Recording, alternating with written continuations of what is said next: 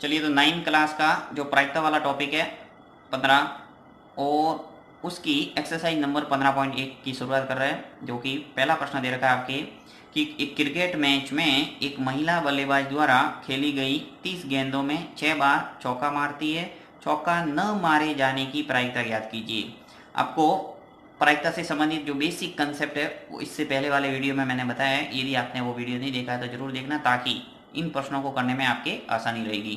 तो सिंपल सा प्रश्न है, देखिए इसके अंदर क्या दे रखा है। एक क्रिकेट मैच में एक महिला बल्लेबाज द्वारा खेली गई 30 गेंदों में 6 बार चौका मारती है। तो सबसे पहले आपको जो प्रश्न में दे रखा है वो लिख लेते हैं एक बार कि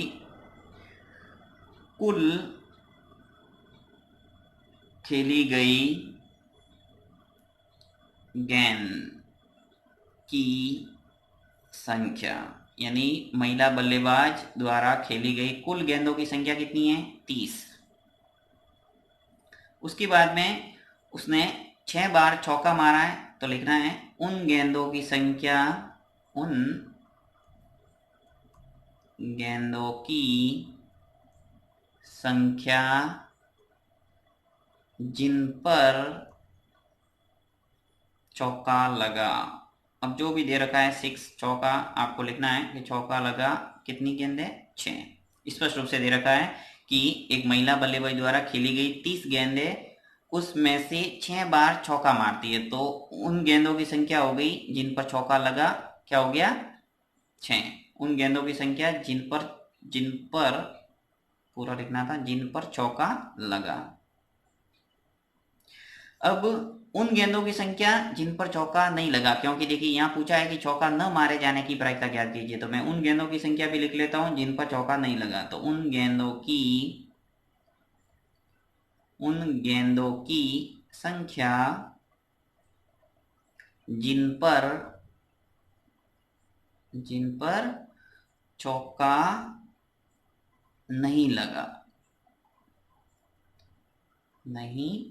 लगा, ये हो गई। देखिए 30 गेंद टोटल खेली है, इसमें से 6 बार चौका लगा, तो उन गेंदों की संख्या कितनी हो गई जिन पर चौका नहीं लगा? 24।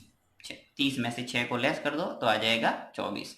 अब आपको प्रायिकता पूछा है कि चौका न मारे जाने की प्रायिकता ज्ञात कीजिए। तो प्रायिकता निकालने का फॉर्मूला मैंने बताया था, तो यहाँ लिख लेते हैं कि प्रायिकता बराबर अनुकूल परिणाम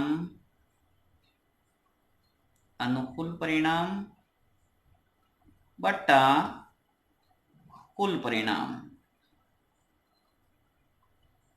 अनुकूल परिणाम बट्टा कुल परिणाम। अब ये भी लिख सकते हैं अनुकूल परिणामों की संख्या बट्टा कुल परिणामों की संख्या। मैं यहाँ शॉर्ट भाषा ही प्रयोग कर रहा हूँ ताकि आपको जल्दी जल्दी समझ में आ जाए। तो अनुकूल परिणाम बट्टा कुल परिणाम, अनुकूल परिणाम यानी कि आपको जो पूछा है उससे संबंधित आंकड़ा कितना है। आपको पूछा है चौका न मारे जाने की प्रायिकता, तो आपको उन गेंदों की संख्या जिन पर चौका नहीं लगा कितनी है? 24। तो ऊपर लिख लो 24। फिर कुल परिणाम यानी टोटल खेली गई गेंदों की संख्या कितनी है? 30। तो यहाँ आ जाएगा 30। अब आपको जितना सरल हो उतना सरल करना है संख्या। तो देखिए यहाँ पे इजीली 6 का भाग है वो दोनों में जा रहा है, तो 6 चौके 24 और 6 पंजे 30, यानी 4/5 है वो इसका क्या आ जाएगा? आंसर।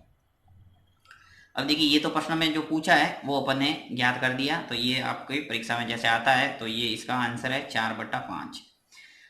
अब जैसे मान लो ये पूछा होता कि चौका मारे जाने की प्रायिकता, अगर न शब्द नहीं होता और आपको पूछ लिया होता कि चौका मारे जाने की प्रायिकता ज्ञात कीजिए। कई बार एग्जाम के अंदर थोड़ा चेंज कर देते प्रश्न कि थोड़ा घुमा के पूछ लेते हैं, तो आपको कंफ्यूजन नहीं होना। वहां स्पष्ट रूप से प्रश्न में देखना है कि चौका मारे जाने की पूछा है प्रायिकता या फिर चौका न मारे जाने की प्रायिकता पूछा है। तो यहाँ पे तो चौका न मारे जाने की प्रायिकता पूछा था, तो अपन ने निकाल दी और 4/5 आ गई। अब मान लो चौका मारे जाने की प्रायिकता पूछा होता तो क्या चेंजिंग होता, वो यहाँ मैं आपको निकाल के बता देता हूँ। देखिए चौका मारे जाने की प्रायिकता अगर पूछा तो वो का वो फॉर्मूला लगाना और ये यहाँ तक ऐसा का ऐसा करना है, तो प्रायिकता बराबर हो जाता। देखिए अनुकूल परिणाम कितने हो जाते हैं? उन गेंदों की संख्या जिन पर चौका लगा, आपको कितने लिखने पड़ेंगे? 6 ऊपर लिखने पड़ेंगे। और कुल परिणाम है वो के वो, कुल परिणाम यानी टोटल गेंदों की संख्या वो की वो आ जाएगी 30। तो अब देखिए 6 का भाग है वो 30 में जा रहा है, तो 6 पंजे 30, तो 1/5 इसका उत्तर आता।